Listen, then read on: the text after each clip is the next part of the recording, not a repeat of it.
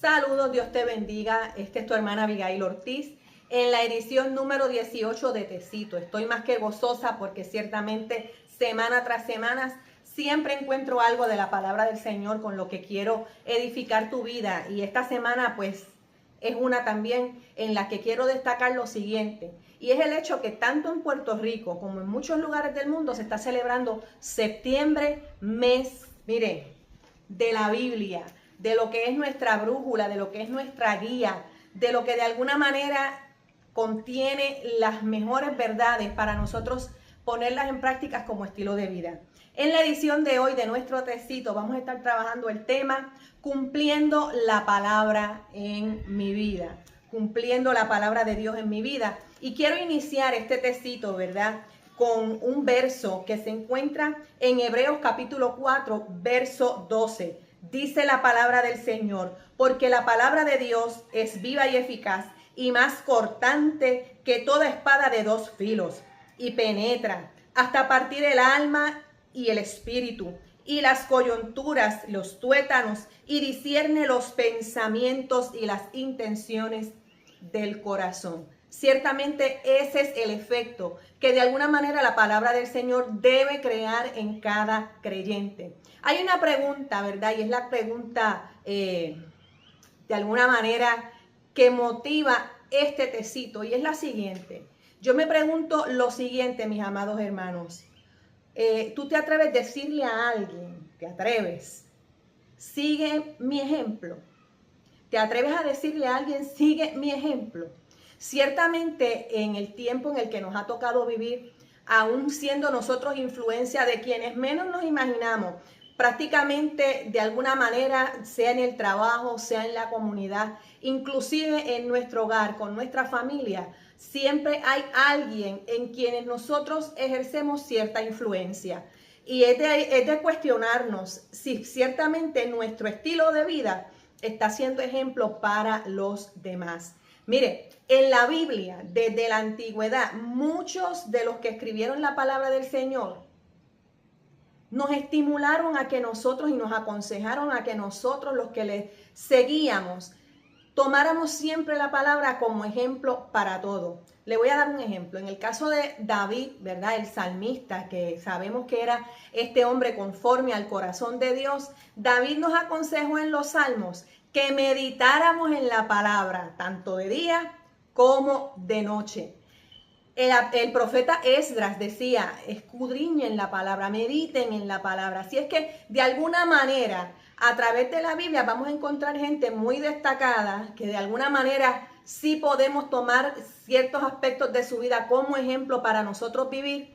Podemos tomar todo eso como guía para nosotros atrevernos a decir, ese es mi ejemplo. Pero mire, por encima de cualquier ejemplo, porque déjeme decirle que humanamente es imposible, es imposible. El mismo apóstol Pablo decía, sean imitadores de mí como yo de Cristo. Así es que hay unas excepciones importantes con las que tenemos que meditar, con las que tenemos que tener mucho cuidado, porque personas como tú y como yo, al 100% dentro de lo que es nuestra cotidianidad, dentro de lo que es este estilo de vida que nos ha tocado vivir, nosotros exigir y o pretender que los demás sigan nuestro modelo, mire, eso es egoísta, eso es antibíblico. La palabra del Señor es la que tiene la guía para cada uno de nosotros. Y de uno de los personajes más lindos para mi vida, porque desde juventud era uno de los libros que más me estremecían, porque cuando el apóstol Pablo le envía las cartas a su hijo Timoteo, su hijo espiritual Timoteo, el apóstol Pablo tiene un continuo sentido de conocimiento, de convivencia, de entender quién era este joven y lo que este joven hacía. Pero entonces, cuando tú estudias en la palabra del Señor, los versos que tengo por aquí, que yo los necesito leer, porque ciertamente esto es vital. En el libro de Segunda de Timoteo, capítulo 3, los versos 10 al 16, escuche lo que dice. Yo voy a estar leyendo de la palabra y voy a estar leyendo unas anotaciones importantes que tengo por aquí, porque esto es la médula en este día, para que nosotros vivamos cumpliendo la palabra en nuestra vida.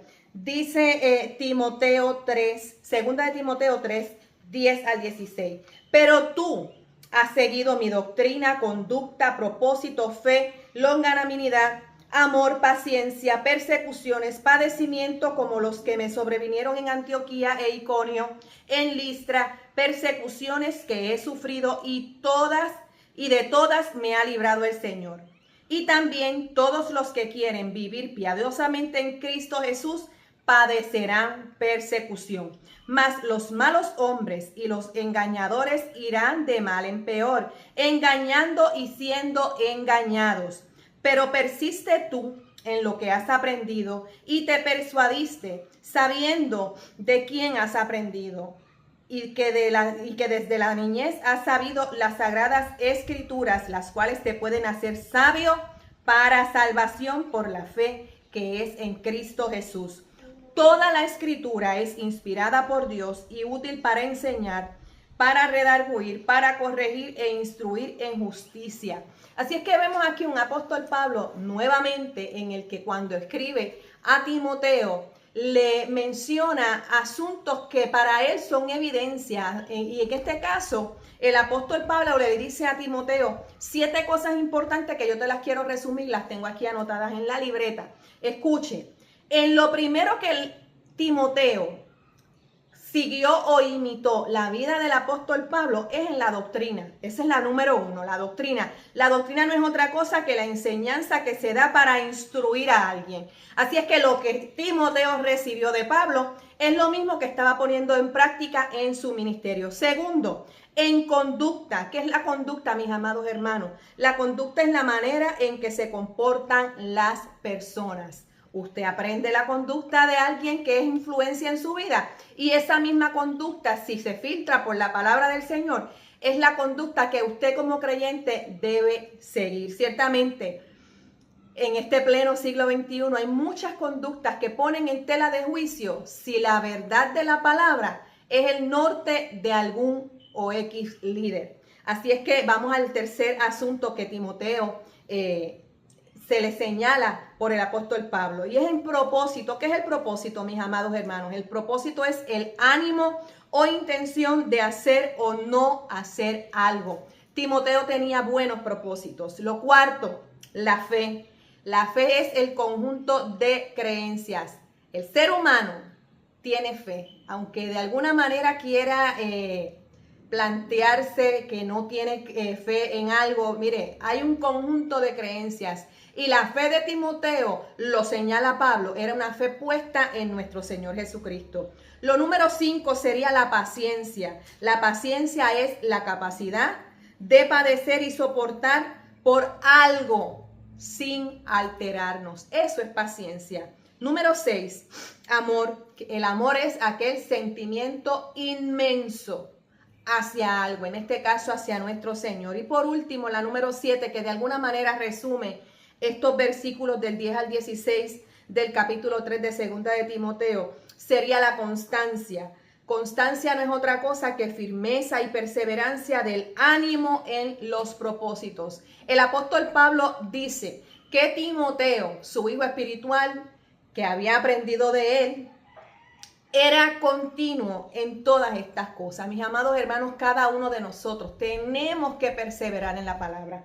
La palabra de Dios está en nuestras manos para que nosotros la cumplamos. Si tú no te atreves a decirle a alguien en quien eres influencia, sea tu hijo, sea tu subalterno en el trabajo, en algún área de tu vida en la que te estés desempeñando, déjame decirte que tendríamos entonces que examinar nuestras vidas conforme a la Biblia, conforme a la palabra del Señor. La Biblia es nuestra guía.